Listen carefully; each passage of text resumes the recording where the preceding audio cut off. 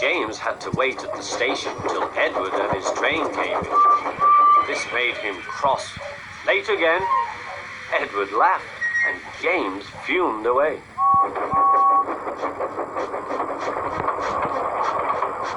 After James had finished his work, he went back to the yard and hopped onto the turntable.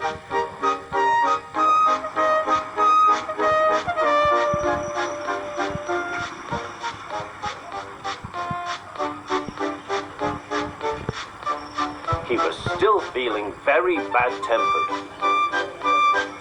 "Edward is impossible," he grumbled to the others. "He clanks about like a lot of old iron, and he is so slow he makes us wait." Thomas and Percy were indignant. "Old iron? Slow? Why, Edward could beat you in a race any day." "Really?" said James. "I should like to see him do it."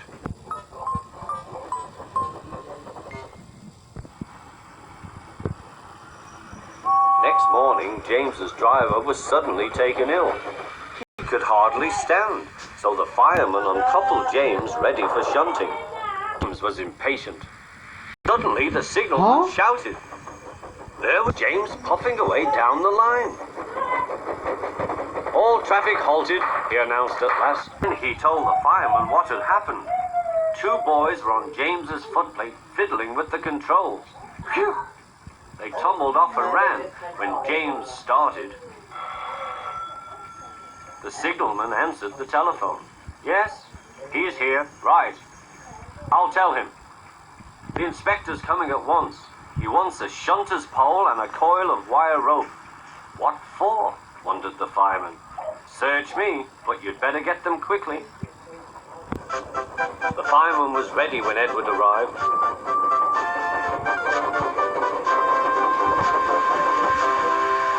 The inspector saw the pole and the rope. "Good man, jump in." We'll catch him, puffed Edward. James was laughing.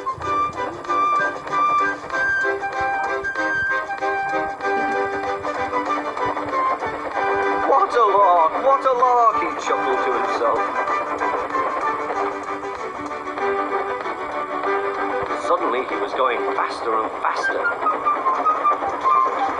He realized that he had no driver. "What shall I do? I can't stop. Help! Help!" We're coming, called Edward.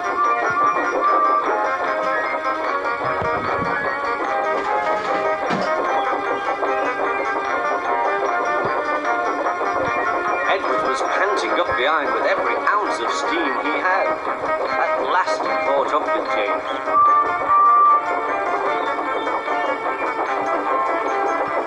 "Steady, Edward," called his driver.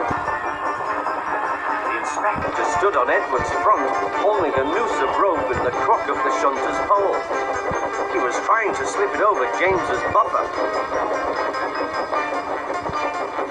The engine swayed and lurched. "At last! Got him!" he shouted. He pulled the noose tight. Gently braking, Edward's driver checked the engine's speed, and James's fireman scrambled across and took control. "So the old iron caught you after all," chuckled Edward. "I am sorry," whispered James. "Thank you for saving me." "You were splendid, Edward." "That's all right," replied Edward.